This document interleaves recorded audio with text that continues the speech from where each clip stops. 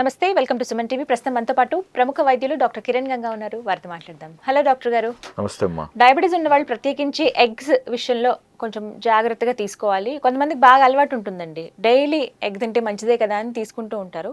అందులో yoke part తినొద్దు అని చెప్తూ ఉంటారు. ఎగ్ వైట్ మాత్రమే తీసుకోవాలి, ఎల్లో మనం తీసుకోకూడదని చెప్పినప్పటికీ కొంతమందికి అలవాట్లో ఇదిగా తీసేసుకుంటూ ఉంటారు. రెండు ఎగ్స్ తింటున్న వాళ్ళు కూడా ఉంటారు కదా. సో అసలు తీసుకోవచ్చా తీసుకోకూడదా, లిమిటేషన్ ఏమైనా ఉండాలా, రోజు ఎగ్ తినడం వల్ల ఏమైనా ప్రాబ్లమా? అంటే మంచి క్వశ్చన్ అండి. ఎందుకంటే ఇప్పుడు చాలా మంది కార్బ్స్ తగ్గిస్తున్నారు కదా, కొంతమంది కార్బ్స్ తగ్గించి కొంచెం ప్రోటీన్ ఎక్కువ తీసుకుంటే పర్వాలేదని ఎగ్ తీసుకుంటున్నారు. సో తెలుసు వాళ్ళకు కూడా, ఈ మాదిరి వైట్ ఎగ్ అయితే పర్వాలేదు, ఎల్లో ఎగ్ ఒకటి అంతకు మించి తీసుకుంటే కొలెస్ట్రాల్ పెరగచ్చు అనే డేంజర్ ఉందనే విషయం తెలుసు. కానీ ఇప్పుడు ఎల్లో ఎగ్ తీసుకెళ్ళి ఎక్కడ పడేస్తారు? సో సరదాగా చెప్తున్నా కాబట్టి జనరల్గా హోల్ మొత్తమే తీసుకుంటూ ఉంటారు. సో మొత్తం తీసుకుంటున్నప్పుడు మనకు 1 or 2 ఎగ్స్ పర్ డేకి అయితే ఓకే అండి. బట్ 3, 4, 5 లేదా 6 ఎగ్స్ తీసుకుంటున్నారు అన్నప్పుడు మిగతా డైట్స్లో మనం కట్ డౌన్ చేసి ఉండాలి.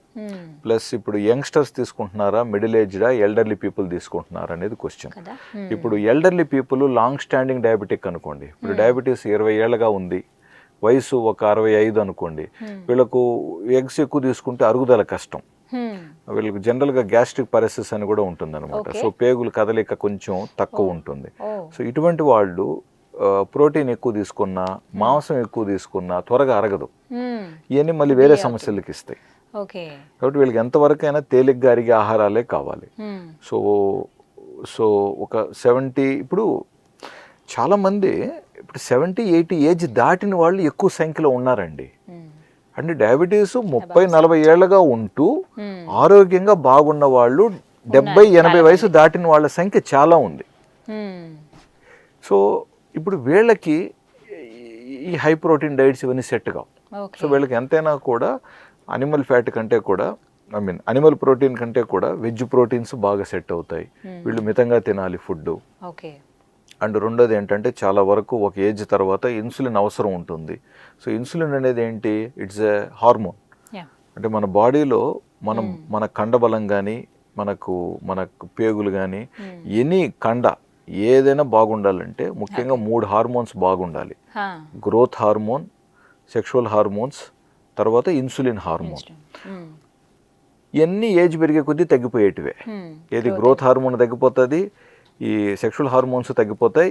ఇంకా మిగిలింది మనకు బాగుండటానికి మన కండబలం బాగా చూసేది ఇన్సులినే. సో ఇప్పుడు షుగర్ లేని వాళ్ళలో, ఆరోగ్యంగా ఉన్న వాళ్ళలో గతంలో కూడా పెద్దవాళ్ళు 100 ఏళ్ళ వరకు బతికారు, 110 ఏళ్ళ వరకు బతికారు అంటారు చూసారా, వీళ్ళకి అందరికీ ఇది బాగుండటం వల్లనే, ఇన్సులిన్ బాగుండటం వల్లనే. ఇప్పుడు ఎవరికైతే ఇది లోపం ఉందో వీళ్ళకి మనం కరెక్షన్స్ ఇవ్వాలి. ఇన్సులిన్ లేకుండా షుగర్స్ చాలా బాగా కంట్రోల్లో ఉంటే చాలా సంతోషం.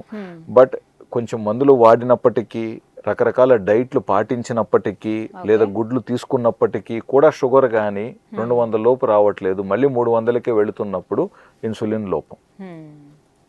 సో కొంతమంది పేషెంట్స్ ఉంటారు, ఒక్క గుడ్డు తిన్నా కూడా అరగదు వాళ్ళకి, ఇంకా అసలు అవునండి పడదు. పడని వాళ్ళకి అది వద్దు. సో ఇప్పుడు నేను ఇప్పుడు 2 గుడ్లు తింటే మంచిది అన్నాను కాబట్టి ఇప్పుడు పోయి వీళ్ళు ఈ గుడ్లు తిని అనవసరంగా అనారోగ్యం పాలు కాకండి. మీకు గుడ్లు పడవా? వద్దు, ఇబ్బందే లేదు. మీకు ఏది కంఫర్టబుల్ అది తీసుకోండి. మనం మాట్లాడుతున్నది ఎవరికైతే గుడ్లు కంఫర్టబుల్, అరుగుదల కూడా బాగుంది అనుకుంటున్నారో వీళ్ళు ఎక్కువ గుడ్లు తీసుకున్నట్లయితే కొంతమందిలో కొలెస్ట్రాల్ పెరిగే ఛాన్సెస్ ఉంటాయి. సో కొలెస్ట్రాల్ పెరిగినప్పుడు కొంతమందికి హెచ్డిఎల్ కూడా పెరుగుతుంది. సో హెచ్డిఎల్ గుడ్ కొలెస్ట్రాల్ పెరిగింది కదా అని బ్యాడ్ కొలెస్ట్రాల్ కూడా పెంచడం కరెక్ట్ కాదు కదా.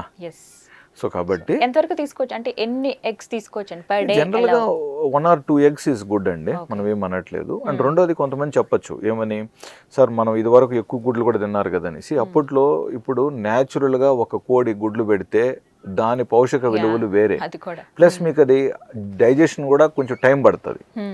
బట్ ఇప్పుడు ఇవాళ రేపు మనకన్నీ ఆధునికంగా ఉత్పాదన కోసం ప్రత్యేకంగా తయారు చేస్తున్న గుడ్లు కాబట్టి, సో ఇందులో న్యాచురల్గా కోడి తినే ఆహారం ఎంత ఉంది, అందులో ఫీడ్స్ ఎన్ని ఉన్నాయి, సో అవి తినటం వల్ల మనకు నిజంగా ఎంత లాభం ఉంది, ఇవన్నీ కొంచెం కొన్ని ప్రశ్నలకు మనకు నిజంగా నిజాయితీగా జవాబులు లేవు.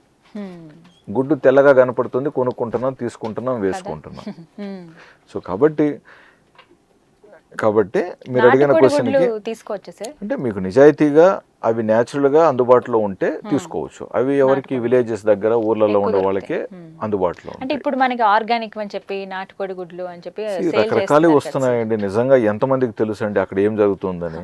ఇప్పుడు ఆర్గానిక్ అంటున్నారు, ఒక గుడ్డు 10-15 రూపాయలు, మనం పెడుతున్నాం కొనుక్కొని మంచివి కదా అని తీసుకుంటున్నాం.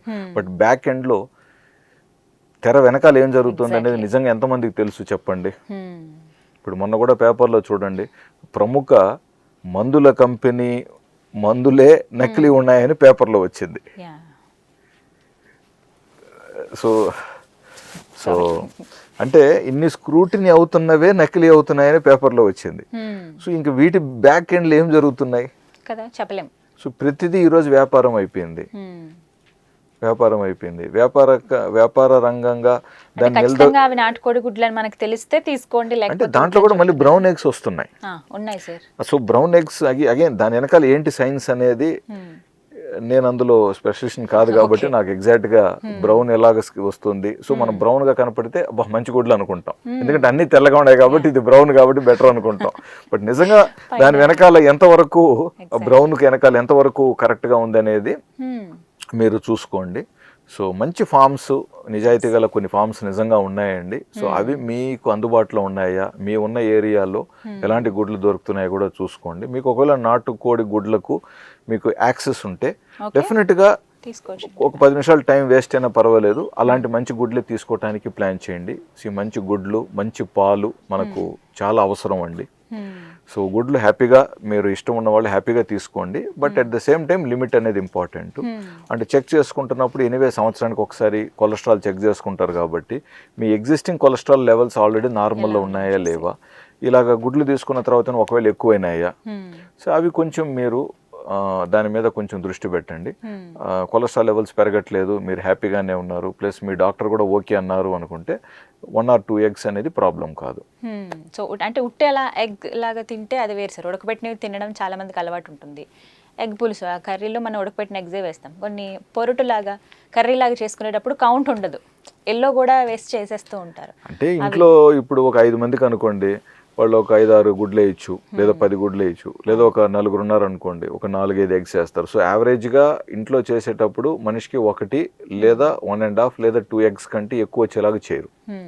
ఎవరైతే 2 గుడ్ల కంటే ఎక్కువ తీసుకుంటారో వీళ్ళు ప్రత్యేకంగా ఇప్పుడు కండబలం పెంచడానికి అని చెప్పి ఎక్సర్సైజ్ ప్రత్యేకంగా చేస్తున్న వాళ్ళు, లేదా ఇంకేదన్నా ఆర్మీ ఆఫీసుకో లేదా ఒక పోలీసు ట్రైనింగ్ కోసమో లేదా ఇంకేదైనా బాడీ బిల్డింగ్లో ఉన్న వాళ్ళే ప్రత్యేకంగా గుడ్లు తీసుకుంటారు. సో ఎక్కువగా వీళ్ళు ఉడకబెట్టిన బాయిల్ చేసిన గుడ్లే తీసుకుంటారు, బాయిల్ చేసినట్టు తీసుకుంటారు.